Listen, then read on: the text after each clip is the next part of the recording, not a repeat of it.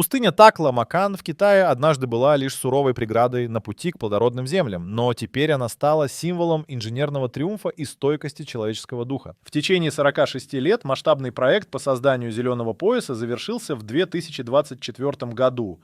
Это грандиозное достижение длиной около 3000 миль направлено на борьбу с опустыниванием и песчаными бурями в регионе Синьцзян. Это не просто эксперимент с водой, это создание живого барьера, который меняет пустынный ландшафт, улучшая жизнь вокруг. Современные технологии орошения, капельное орошение и использование биометодов были в центре внимания, чтобы запустить выращивание растений в суровых бескрайних просторах пустыни. Такла-Макан теперь служит примером, каким образом можно адаптировать инновации в других частях света, таких как Мавритания. Современные китайские технологии, примененные в регионе, распространились далеко за пределы Китая, становясь источником вдохновения для других стран, борющихся за превращение песков в плодородные земли. Это не только научное достижение, но и надежда для регионов, страдающих от опустынивания, демонстрируя, что даже в экстремальных условиях можно экономить воду и благополучно выращивать экосистемы. Вместо фантазийного превращения песков в воду, этот проект показывает реальную возможность изменить наш мир, но какие еще удивительные возможности скрываются в этих технологиях. Начало эксперимента. Идея создания искусственных водоемов в пустыне имеет глубокие корни и историю исследований, начиная еще с 20-х годов прошлого века. Ученый Джон Болл предложил проект создания моря Катара в Египте с использованием вод Средиземного моря. Эта дерзкая задумка преследовала цель не только создания водоема, но и генерации гидроэнергии. Сегодня эти исторические идеи обретают новую жизнь под жарким солнцем китайской пустыни. Процесс создания таких проектов требует огромного планирования и значительных инвестиций. Вы когда-нибудь задумывались, сколько усилий нужно для возведения крупнейших бассейнов, наподобие тех, что построены в курортной зоне Шарм-эль-Шейха, где площади доходят до 9 гектаров? Новый проект в китайской пустыне не просто спасивает, он становится ключом к экономическому и экологическому возрождению региона. Инженеры и экологи не просто строят лабиринт каналов и резервуаров, они создают экосистему, где каждый водоем, каждая капля воды служит улучшению экологии и мелиорации земли. Удивительно, как столь массивный проект может изменить микроклимат, как успешное создание озера Алтын-Асыр в пустыне Кара-Кумы в Туркменистане. Но почему же именно рыба стала центром этого эксперимента? Разведение рыбы– это способ возрождения биологического разнообразия, создающий устойчивую экосистему и обеспечивающий продовольственную безопасность. Однако даже поддержание таких систем в суровых условиях требует глубокого экологического и инженерного анализа. Современные технологии, такие как сбор воды из воздуха, используют солнечную энергию и гидрогели, чтобы обеспечивать водоснабжение, какой, например, была разработана в Саудовской Аравии. И что же стало настоящим катализатором таких инноваций? Технологические решения. В самом сердце этого революционного проекта – технологии, которые заставляют восторгаться.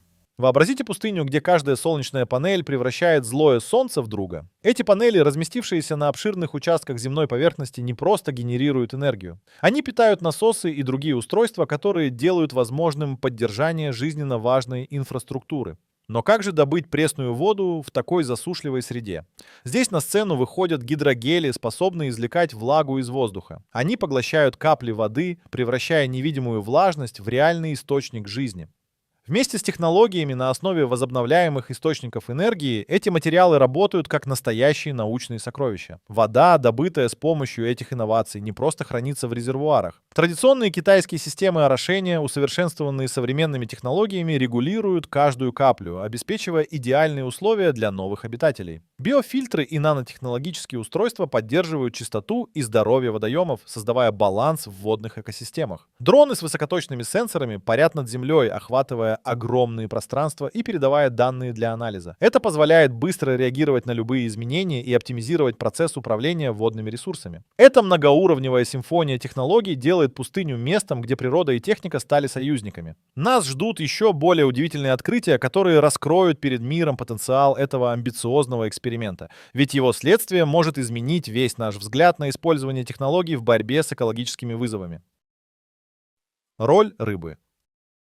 Пустынные просторы, как оказывается, могут стать домом для рыб. Но не любых, а тщательно отобранных учеными, чтобы выдержать экстремальные условия. В своих исследованиях инженеры изучили способность определенных видов выживать в жарких средах, а также их влияние на формирование живой экосистемы. Несмотря на сложность, некоторые виды рыб демонстрируют удивительное умение процветать в условиях, которые казались непригодными. Эти сверхустойчивые рыбы не просто добавлены в водоемы, они результат детально продуманных испытаний и исследований. Каждая особь помогает поддержать витальный круговорот питательных веществ, обеспечивая фитопланктону условия для роста. Последняя, в свою очередь, поддерживает жизнь других водных организмов, создавая сложную и сбалансированную цепь. Выбор видов был обоснован не только их устойчивостью к низкому количеству воды и высокой температуре, но и тем, как они влияют на чистоту водоемов, обогащая ее органикой и предоставляя необходимые питательные вещества растительности и микроорганизмам. Рыбы становятся частью интегрированной системы, где тысячи факторов влияют и зависят друг от друга. Их успешное размножение становится индикатором того, что созданная инженерами экосистема действительно жизнеспособна. Но достичь такого успеха – это лишь половина пути. Ученые продолжают исследовать, как дальнейшая интеграция технологий и биологических компонентов может расширить этот успешный опыт. Ведь потенциал создания устойчивых экосистем в самых неожиданных местах Земли обещает изменить представление о возможностях человечества в изменении климата и адаптации к нему. И каковы будут эти открытия, остается вопросом, достойным дальнейшего исследования. Работа исследователей.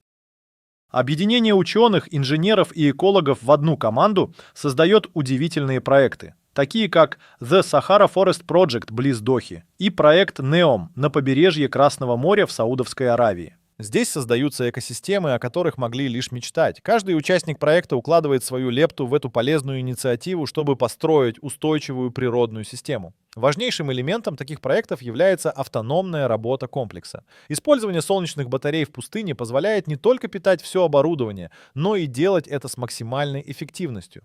Энергия солнечных лучей превращается в двигатель изменений, питая насосы и системы орошения, которые поддерживают жизнь в пустынной среде. Это приводит к улучшению микроклимата и развитию новых форм жизни в этих городе будущего. Вы удивитесь, но контроль параметров воды, температуры, pH и уровня минерализации действительно критичен. Такие технологии, как испарение морской воды и конденсация пресной, здесь применяются с невероятной точностью и масштабом. Интердисциплинарный подход включает экспертные знания из ихтиологии, биологии, климатологии и экологии, чтобы создать баланс и поддержать жизнь в новом оазисе. Совместные усилия не просто наука и инженерия, это взаимодействие с экономическими и климатическими реалиями, долгосрочное планирование и значительные инвестиции, но и это лишь часть удивительного пути, ведь впереди еще много чудес, которые эти передовые проекты могут привнести в наш мир. И кто бы мог подумать, что дальнейшее развитие этих технологий откроет новые горизонты в благоприятных условиях и даже за их пределами. Первые результаты. С завершением в 2024 году проект «Зеленый пояс пустыни Такла-Макан» стал впечатляющим свидетельством стойкости и инженерной смекалки. За 46 лет упорного труда удалось создать зеленую линию перед пустынными ветрами. 3000 миль защитного рубежа из-за сухоустойчивых деревьев и кустарников стали барьером для песчаных бурь. Эти заслоны не просто остановили пустыню, они изменили судьбу региона, предоставив надежду на восстановление утраченной экосистемы. Засаженные деревья, адаптированные к жестким условиям, пронизали сухие земли своими корнями, укротили песок и начали возвращать жизнь на край пустыни. Важным аспектом проекта стало применение инновационных методов посадки, которые включают в себя уникальные системы капельного орошения. Это позволило максимально эффективно использовать драгоценные водные ресурсы региона. Однако полностью победить проблему нехватки воды еще не удалось. И с этим связаны долгосрочные вызовы. Проект остается под пристальным наблюдением ученых, ибо его долгосрочная экологическая эффективность продолжает изучаться. Но его результаты уже послужили вдохновением для других регионов мира, страдающих от опустынивания. Этот проект показывает, как упорство и инновации могут изменить климатический ландшафт. И, возможно, в недалеком будущем исследователи продолжат развивать его идеи для более зеленой планеты. Велика вероятность, что этот опыт станет началом новой эры в борьбе за сохранение природы. Удивительная экосистема. Представьте себе, как в центре пустыни Такла-Макан расцветает зеленая завеса, превращая огромное пространство в регион биологического разнообразия. Проект «Зеленый пояс» изначально был нацелен на борьбу с опустыниванием и защите от песчаных бурь. Однако он привел к неожиданному результату – увеличение жизнеспособности местной флоры и фауны. Корни деревьев и кустарников начинают связывать почву, создавая среду для ведения жизни. Появился целый мир мелких животных, включая насекомых и птиц, которые оккупировали новые лесные массивы. Их экосистема развивается, и каждое посаженное дерево становится домом для целых сообществ. Это явление запускает естественный процесс восстановления, создавая цикл жизни там, где раньше была только пустота. Хотя проект не связан с созданием водоемов или выпуском рыб, его воздействие на микроклимат неоспоримо. Прохлада от тени деревьев и удержание влаги в почве приводит к появлению растений, которые раньше не могли выдержать суровую среду пустыни. Это еще больше усиливает устойчивость экосистемы, вдохновляя ученых по всему миру. Ведь этот проект символизирует надежду на то, что природу можно возродить в самых экстремальных условиях, открывая новые возможности для борьбы с изменением климата. И кто знает, какие еще сюрпризы хранит в себе эта утопия среди песков. Социальные влияния. Изменяющая пейзаж в регионе Синьцзян, китайская инициатива «Три северных лесозащитных пояса» завершилась в 2024 году после 46 лет напряженной работы. Зеленый барьер около 8000 футов теперь окружает пустыню Такламакан, предотвращая ее расширение. Под руководством этой государственной программы акцент был сделан на борьбу с увеличивающимся опустыниванием и нависшими песчаными бурями. Несмотря на значительное увеличение лесистости, нехватка воды остается насущной проблемой, требующей несомненного внимания даже после окончания проекта. Вопрос устойчивости экосистемы все еще открыто обсуждается среди экологов и инженеров. Тем не менее, положительные перемены на финансовом фронте не оставляют сомнений. Местные общины обрели шанс развивать аграрный бизнес. Успешно внедряются практики по выращиванию фруктов и лекарственных трав, что способствует улучшению экономической обстановки. Люди, ранее мчавшиеся в поисках новых перспектив, начинают предпочитать оставаться в своих родных местах, видя возможности прямо перед собой. Эти достижения пока обозначены как прогнозируемые, но потенциал несомненен. И хотя устойчивость создания нового зеленого оазиса остается на повестке дня, перспективы на большой прогресс нельзя отрицать. Однако, что же такое озеленение принесет для окружающей среды в ближайшие годы? Экологическое значение. 3000-километровая зеленая стена, охватывающая пустыню Такламакан, стала символом удивительного инженерного подвига. С 1978 по 2024 год необъятные просторы были преобразованы усилиями миллионов рук, и теперь вместо безжизненных песков здесь возвышаются деревья, охватывающие 30 миллионов гектаров земли. Этот грандиозный проект стал настоящей броней против наступления песчаных дюн, удерживая пустыню на ее границах. Благодаря этому зеленому поясу влажная почва впитывает влагу, а мощные корни растений становятся природным барьером для ветров и бурь. Новая растительность создает условия для обитания птиц, насекомых и мелких животных, возвращая в регион животный мир, хоть и меньшего масштаба. Огромные деревья поглощают миллионы тонн углекислого газа, что помогает смягчать местный климат, делая жизнь людей здесь более сносной. Хотя глобальное воздействие остается скромным, жители этого региона уже почувствовали изменения. Песчаные бури стали реже и менее опасны. Несмотря на впечатляющие успехи, проект сталкивается с трудностями. Не все виды деревьев выживают в суровых пустынных условиях, а уровень их приживаемости остается высокой только на экспериментальных участках. Однако опыт Китая вдохновляет мир, доказывая, что, восстанавливая природу, человечество способно исправить собственные ошибки. Впереди нас ждут разработки устойчивых сортов растений, инновации в области водосбережения и, вероятно, настоящий прорыв в борьбе с опустыниванием, который может изменить будущее целых регионов. Этот пример показывает, как технологические достижения и упорство могут сделать мир лучше, даже в условиях пустыни. Сложности и препятствия.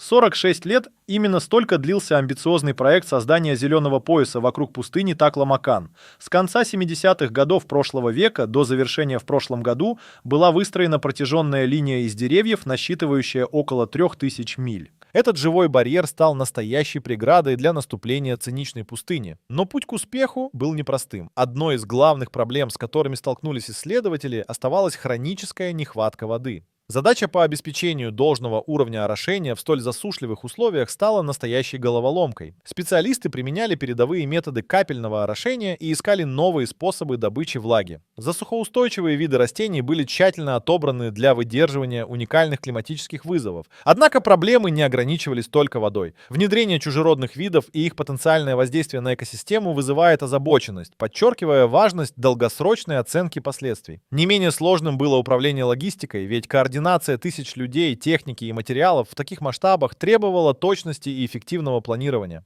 Экстремальные климатические условия пустыни диктовали свои правила, преподнося неожиданные вызовы, которые приходилось преодолевать ради достижения поставленных целей. Несмотря на все преграды, проект вдохновил научное сообщество и пользователей по всему миру, служа основой для будущих инициатив в борьбе с опустыниванием. Продолжение исследований и мониторинга результата проекта жизненно важно для оценки его эффективных стратегий. Успех зеленого пояса может стать началом новой эры в глобальной борьбе за устойчивость и восстановление экологического равновесия. Но какие не менее удивительные открытия этот проект еще откроет для науки?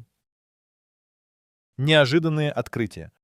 Вопреки обычным представлениям о пустыне как о безжизненном пространстве, китайский проект в Такламакан открыл неожиданные горизонты. Гигантский подземный водоем, образованный природными процессами, такими как стоки рек и таяние ледников, стал ключевым ресурсом для пересмотра устаревших идей о загрязнении и распылении углекислого газа. Это лишь подчеркивает многогранность геологических особенностей региона, который оказался более сложным, чем мы полагали. В процессе преобразования ландшафта инженерные и экологические инновации помогли не только бороться с песчаными бурями. Использование умных технологий орошения и биометодов, таких как почвенные добавки, позволило эффективно управлять водными ресурсами и успешно реализовать обширную программу озеленения. Это воздействие стало инструментом борьбы с опустыниванием и повышением биоразнообразия, что раньше казалось невозможным.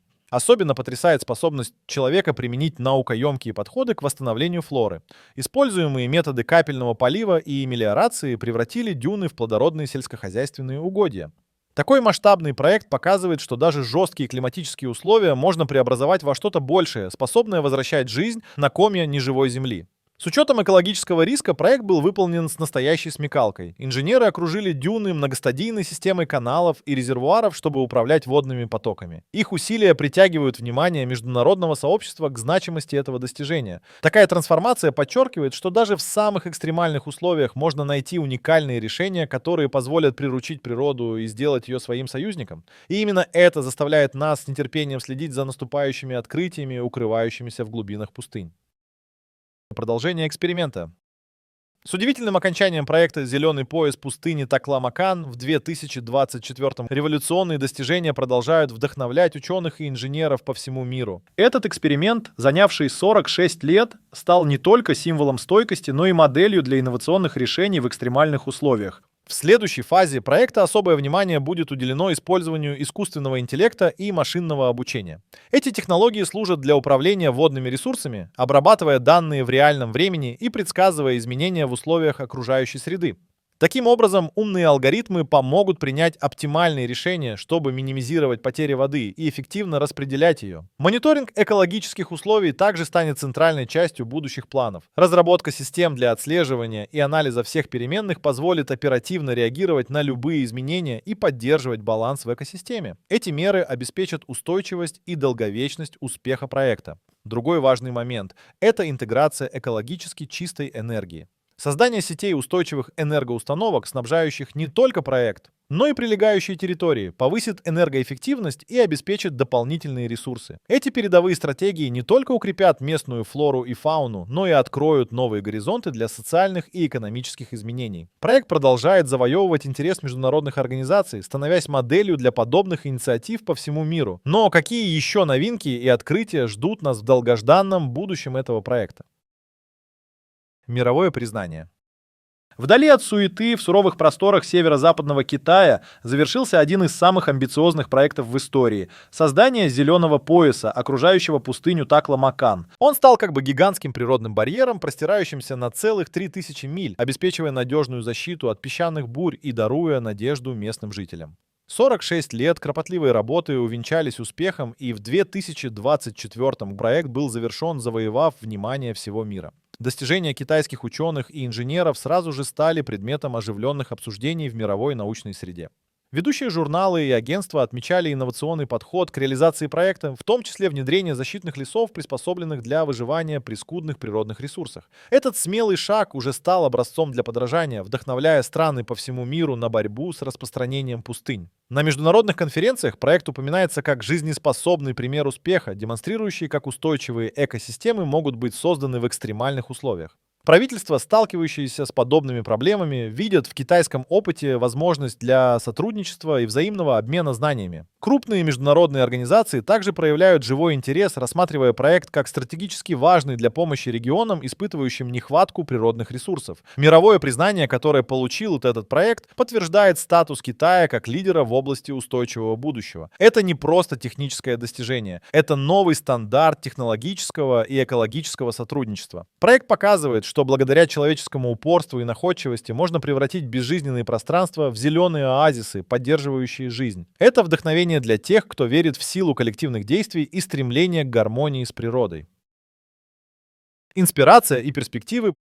Пустыня Такла-Макан теперь олицетворяет великие достижения человечества. В 2024 году завершение проекта «Зеленый пояс» ознаменовало собой долгий путь в 46 лет, который подарил Китаю необычайное инженерное достижение. Эти 3000 километров зеленой преграды стали воплощением борьбы с опустыниванием и суровыми условиями региона Синьцзян на северо-западе Китая. В основе этой передовой инициативы лежат системы автоматического орошения, позволяющие растениям выживать в жестоких реалиях пустыни. Однако «Зеленый пояс» — это не просто локальная идея, а часть глобальной программы «Три северных лесозащитных пояса», которая стремится сократить песчаные бури и остановить наступление пустынь в Китае. Несмотря на огромные успехи, нехватка воды и устойчивость проекта все еще вызывают дискуссии, подчеркивая важность непрерывного мониторинга и исследования. Сложно переоценить влияние проекта на местную экономику. Рост лесного покрова Китая с 10 до более чем 25% за один исторический период окрыляет. Важность проекта видна и в поддержке сельского хозяйства. Внимание уделяется выращиванию фруктов и лекарственных трав, что способствует экономическому развитию региона. А также проект стимулирует развитие туризма и возвращение к древним практикам земледелия, возрождая культурное наследие. Хотя успехи Китая вдохновляют мир, масштабные повторы таких достижений другими странами — это вопрос времени.